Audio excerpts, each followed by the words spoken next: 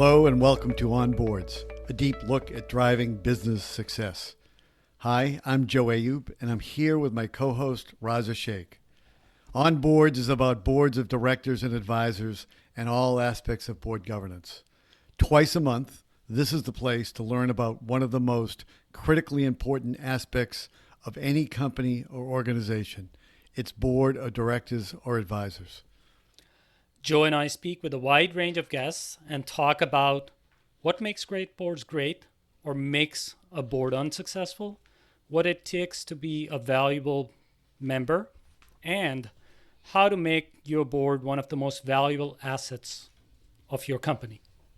Our guest today is Didier Cossin, the founder and director of IMD Global Board Center based in Switzerland, where he works with owners, boards, and senior leaders to enhance organizational performance using strategy, best-in-class decision-making, enhancing board culture, and governance best practices. Among other clients, he has worked with sovereign wealth funds, central banks, supranational organizations, financial institutions, and funds throughout Europe, Asia, the Americas, Africa, and the Middle East. Professor Cossin is the author of several books, including his most recent, which is High Performance Boards, Improving and Energizing Your Governance. It is a comprehensive manual for attaining best-in-class governance. Welcome, Didier. It's great to have you as our guest today. It's a real pleasure to be with you. And you're joining from Switzerland, so we appreciate you staying up for this and being with us at this hour. Maybe skipping dinner or making dinner later today. I know that you believe that governance is a big driver of performance, as do both Raza and I. So let's look at that, and I'll pose two questions. The first is, what is governance? And the second is, how do you measure performance? Yeah, fantastic. Yeah, so very true, huh, Joe? Governance has been the key driver of performance in the markets and for organizations. And the way I define governance, which I think is all encompassing, is the art of decision making at the top of organizations. And this is truly what the board, in the sense of strategic decision or picking the CEO or looking at the risks, it's really, this art of making the right decisions. And when I look at performance, of course, there is the classical view, right, of looking at financial performance, financial markets, stock price. And here, since the beginning of the year, the 20% better governed of the S&P 500 have added 17%, today 17% of performance to the S&P 500. And so you can see immediately the alpha, as we say, the performance that's driven there. But I work with very different types of organizations as well. I work with the Red Cross, I work with UNICEF, I work with central banks, where clearly, the performance is not the same thing. And it pertains to what I would call organizational health and the ability of the organization to fulfill its mission. And governance throughout our system is the key driver of performance in that sense as well. So that's a pretty significant alpha for those companies that are publicly traded. That is a significant difference if it's driven primarily or even exclusively by good governance. I mean, it's pretty significant. What are the things that you look at that determine what a great board is? What are the attributes you would identify in trying to determine which companies have those boards and where we would expect that better performance? And you see, in my view of governance, and I should tell your listeners, right, most of my work is being in a one-on-one situation with a board. I'm like a board doctor, right? I'm coming with a board and I'm looking at where there is pain, where there is health, and how to foster that health further.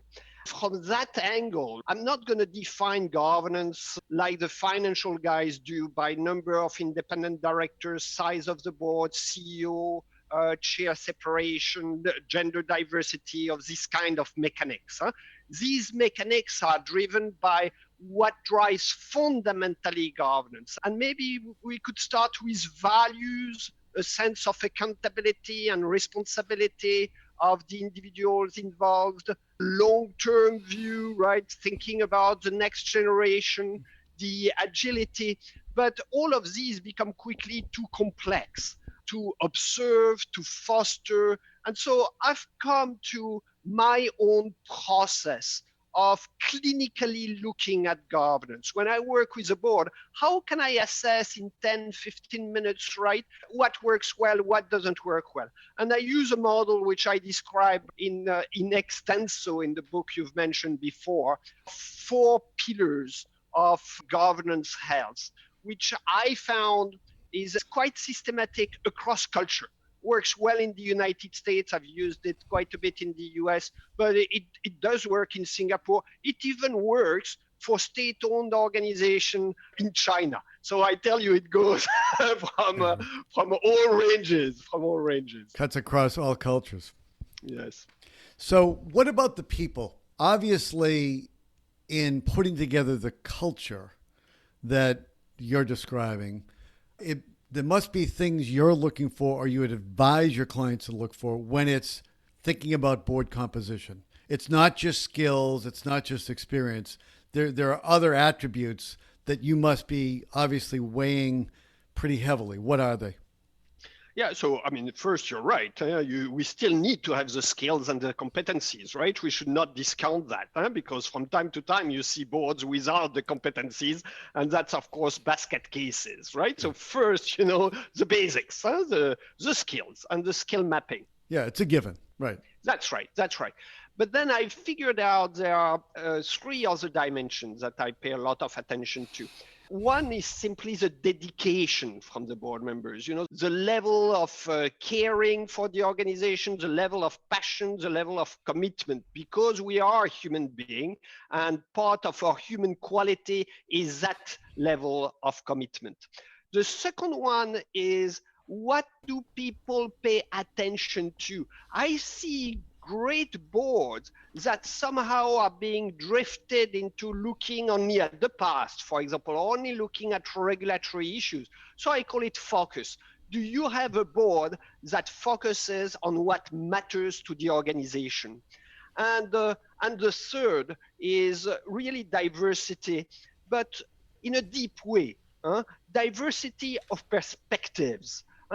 Which of course is fostered by gender diversity and by ethnic diversity and by culture diversity, but truly should lead to a diversity of perspectives in order to foster that constructive dissent that is at the very heart of the governance principle. Talk a little bit about constructive dissent. I know that you think that is pivotal in the high-functioning board.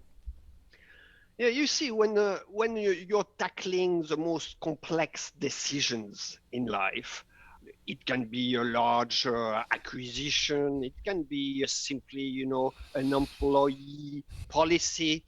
When you're tackling these decisions that have real impact, there are 3 ways to access the truth. One is one individual that knows it, right, and goes through rhetoric to express it. This is rare and arguably does not happen anymore with the complexity of the world, technological complexity, social complexity that we are living with these days. The second way to access the truth is scientific, having a proof, right, which in most business cases, even in acquisitions, does not happen, right? Because you may have your discounted cash flow, but it still won't make, the culture of the combined entity. So you're also stuck there.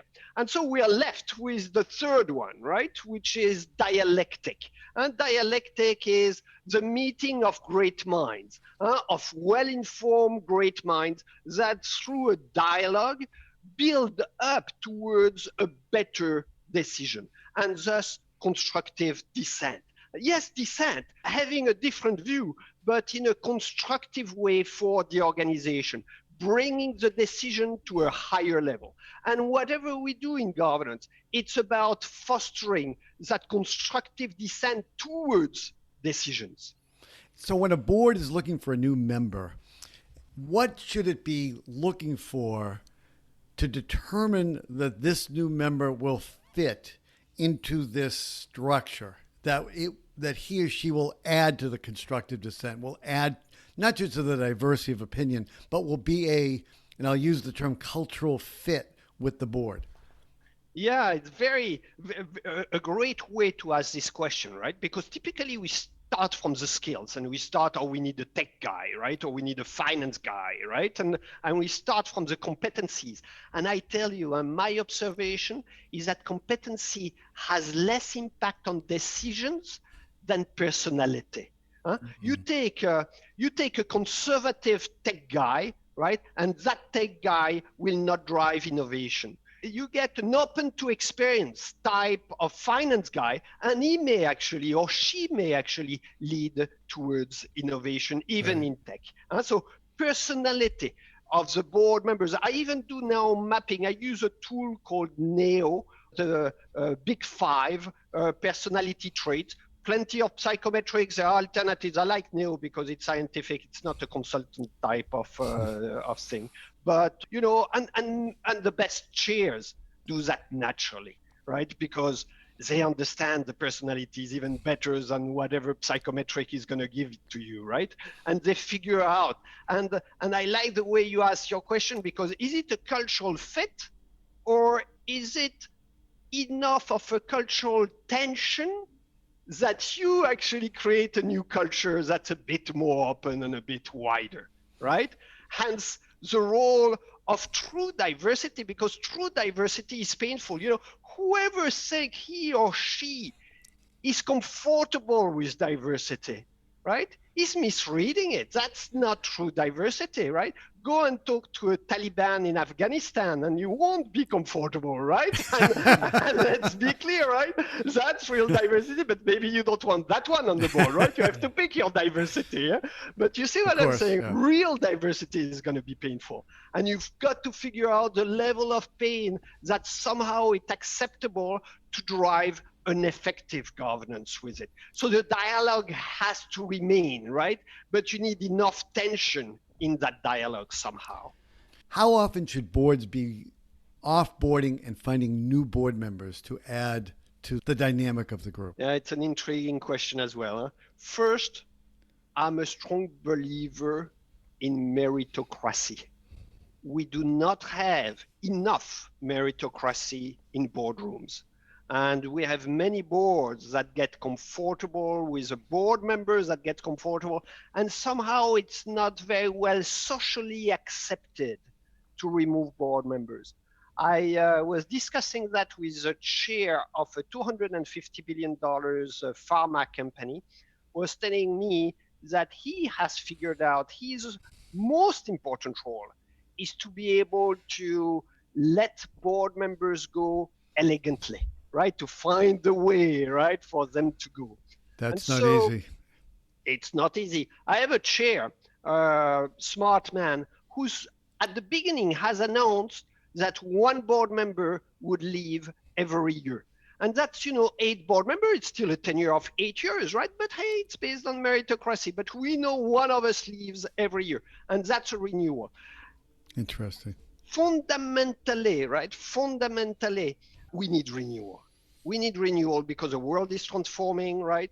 Because the new generations are seeing the world differently as well. And gender diversity has been a way to propose renewal, a bit of age diversity as well. And then how you figure it out depends a bit on the social system your organization is in.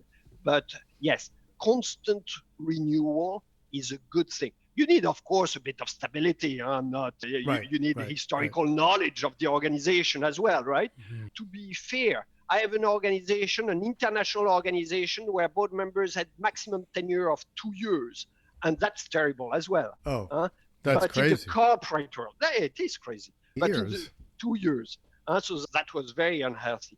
But in the corporate world, we tend to hang on for too long. I even had a lady that the chair of one of the largest Swedish companies, Swedish lady, who has decided that if after 5 years she's not made a difference, it means that she won't make a difference, and she leaves.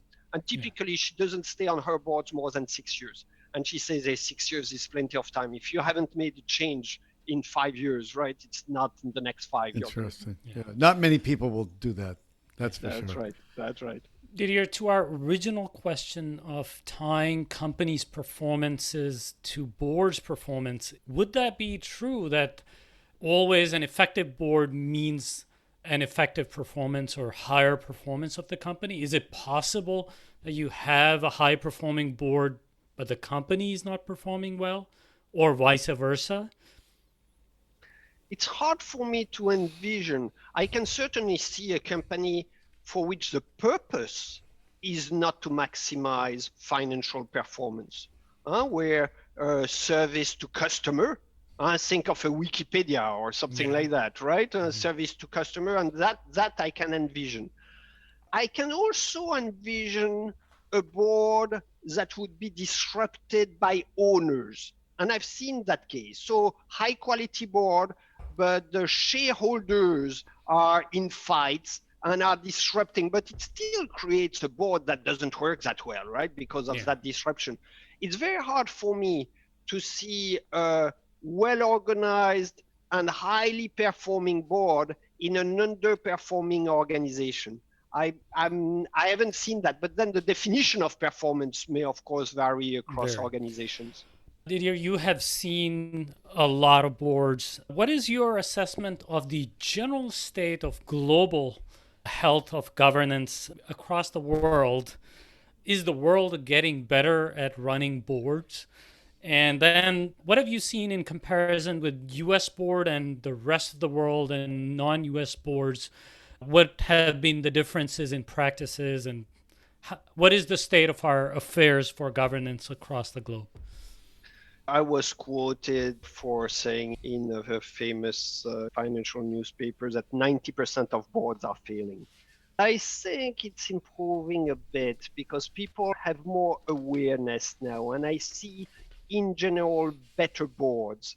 But, the state of health is still not great. And I would say if I'm looking at board improvement as a generational thing, which I think it is, governance has become the foremost topic these days, but it's a 25 years type of progress. I would say we're about midway. So we've improved our practices a lot in many areas, contribution to strategy, stakeholder engagement, shareholder engagement, and performance reviews. Even board evaluations, I think we are starting to be quite serious there, and so it's a bit late, right? But people are, the well-minded people know how to play the game better and better.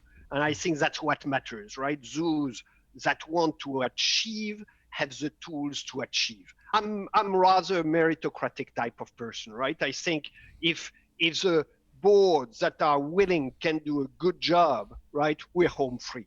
And I think we're getting there.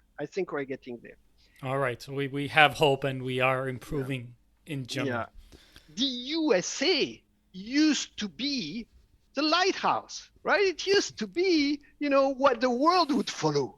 And then you've had several events, and I'm not talking about current or last administration. It's much longer term than that. It's several events that have occurred, that primacy of the shareholder above all, the social difficulties, I would say, that the world has seen, and the rise of private markets with what I would call the exclusion of a good part of what should be well governed from the transparency and views of the world.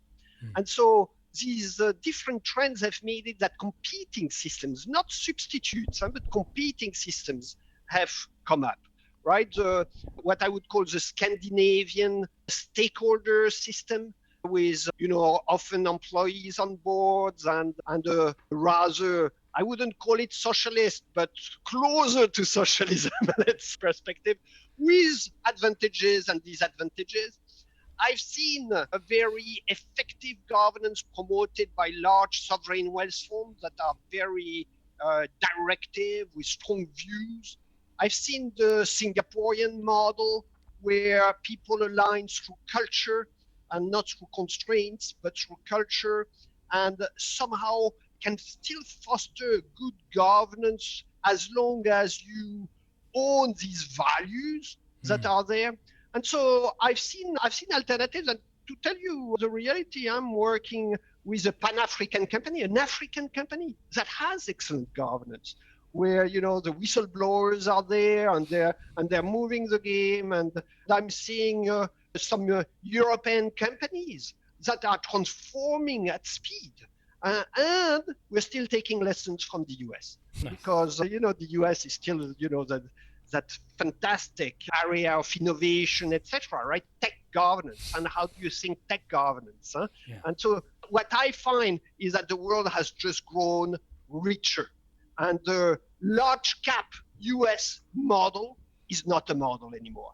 And it's how do we think what's right for our organization, whether it's a family business, a private equity business, a publicly traded business, even a state-owned business. What's right for us, and how do we emulate the best there?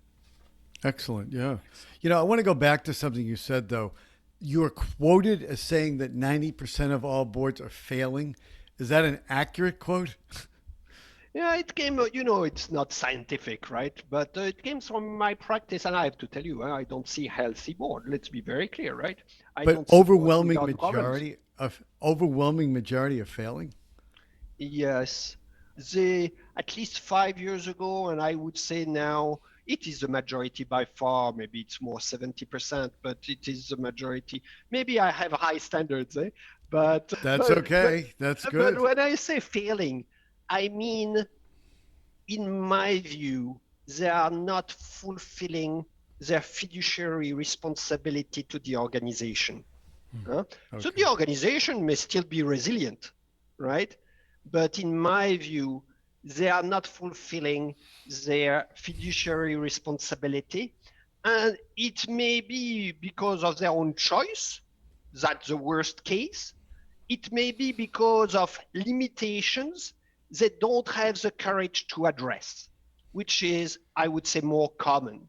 And then I also have to say, we have integrity failures in the world. And we have transfers of wealth in all countries, right? And that's also a reality, where people get comfortable, they know what's going on, they're aware of it, and they don't want to be bothered. And so all these cases cumulated still make, to me, the majority of boards, unfortunately. I would also say that in some ways, because the longevity of organizations, the average age that they now die off has been coming lower and lower, is also an indication of that governance failure.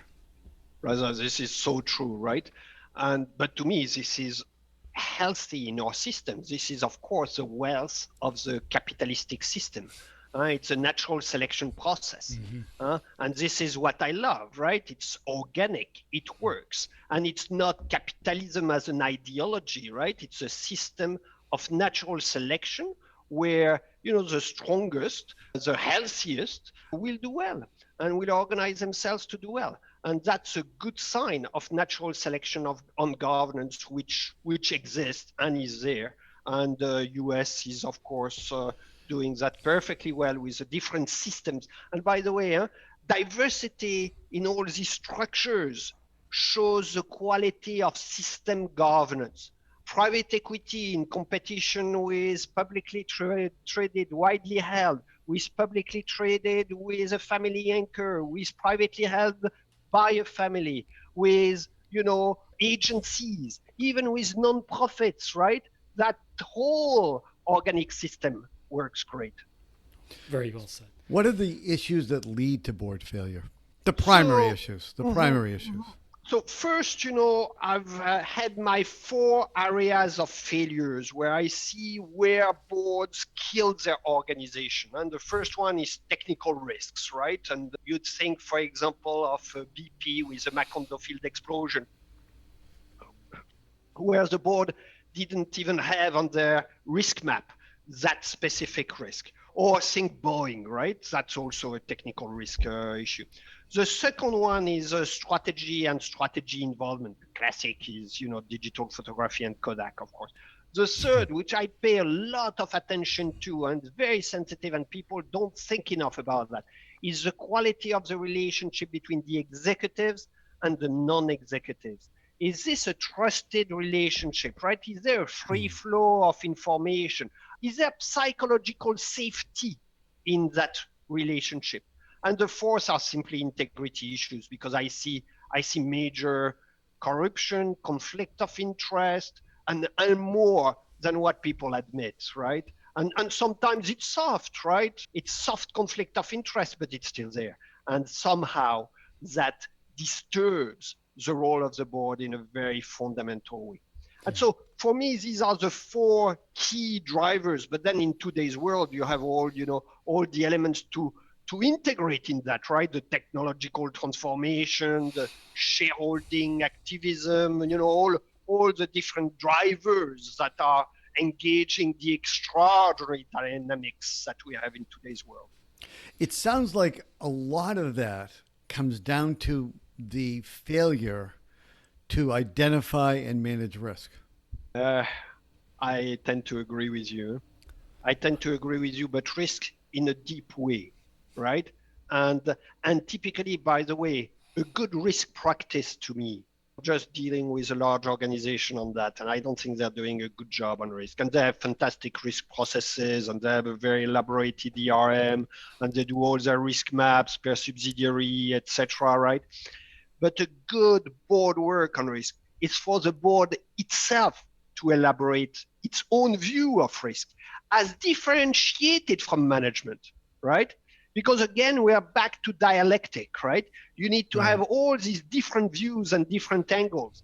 And so, the CEO is not going to put himself as a risk on the risk map. But if you as a board think your CEO is a risk, you need to be able to integrate that, right?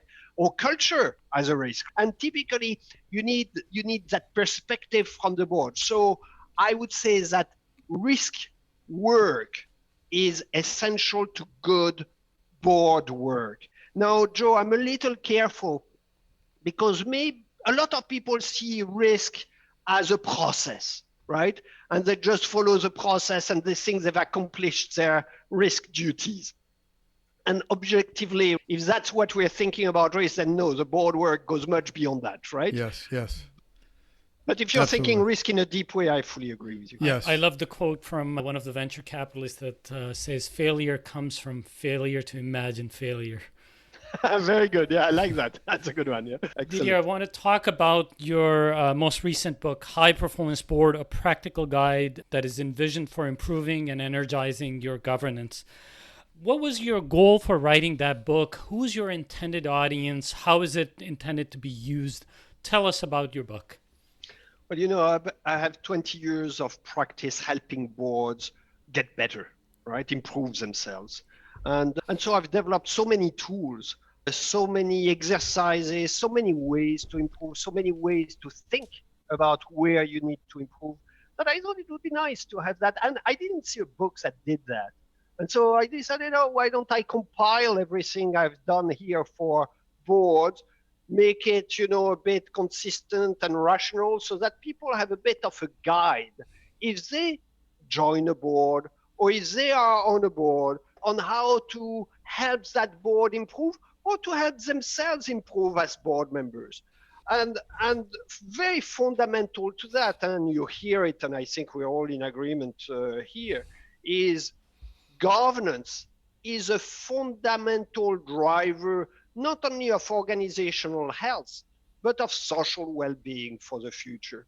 It is the best gift that you can do to an organization to dedicate yourself to the governance quality of that organization, whatever the purpose of the organization. And all purposes valid, in my view. So it's really commercial, non-commercial, all of that adds to the world. And fulfilling it with integrity, with the right quality is what I'm trying to foster. And I believe, I have a few tricks of the trade, let's say, right, that help actually get there faster for those people that are motivated. I see a very rich tool set that's available to, as you said, like even to an individual board member or a board on the whole, or consultant and advisors to boards who help make boards more effective. I think it's a wonderful compilation of your distilled knowledge across many different areas. Do you spend time training board members?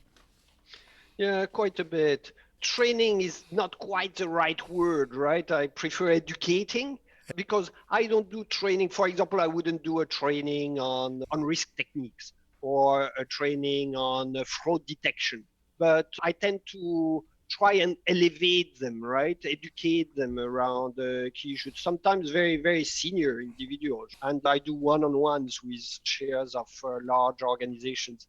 And I do find, and by the way, and I get educated at the same time, right? It goes both ways, and it goes both ways. And I find, I think I'm a true educator at heart. I discovered that in the US, actually, in Boston, Cambridge.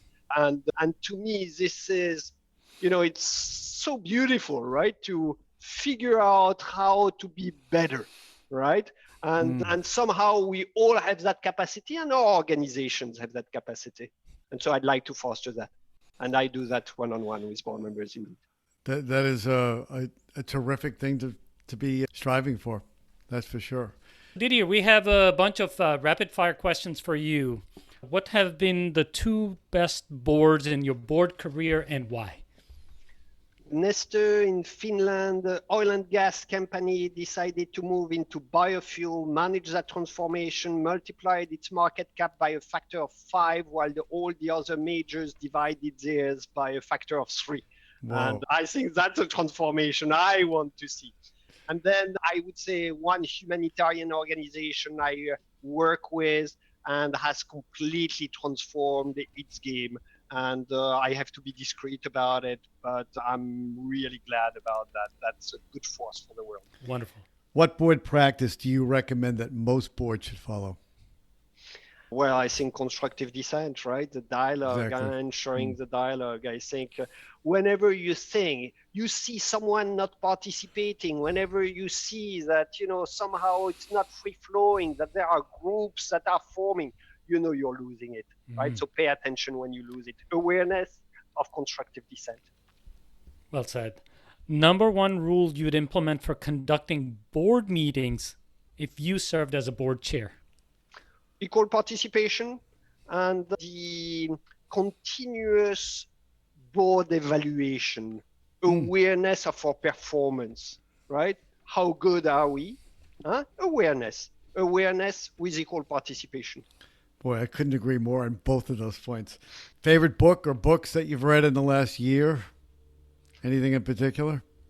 I've just read René Girard, the Stanford professor on, sociology, anthropology, on mimetism. It made me think a lot about groupthink and how we need to preserve even the individuality of our organizations. We're all here to talk about what are the best boards, but truly the best board is the one you'll invent, right? And how you're going to create it. And how we are all individuals, our organizations have their own personality, and truly it's figuring out what's right for your organization. Yep. And Didier, lastly, nonprofit cause or mission that matters the most to you? So I help in my governance work for free. It's my donation. The Red Cross, which tries to alleviate, the horrors of wars, and also UNICEF that takes care of children around the world. But where I care the most somehow, for some reason close to my heart, I suppose, is nature. And I saw I help conservancy organizations, but I also give money to nature conservancy. So I'm close to nature. Didier, it's been great speaking with you today. Thanks for joining us. I hope you and your family are well and will continue to be well and stay safe. Thank you so much. It was a great pleasure. And thank you all for listening today to On Boards with our special guest, Didier Cossin. Please stay safe and take care of yourselves, your families, and your communities as best you can. Raza, you take care. I hope you and your family continue to be well and you're staying safe also. Yes, Joe, we're all staying safe. Thank you. And I hope the same for you and your family as well. Thanks. Take care. Thank you.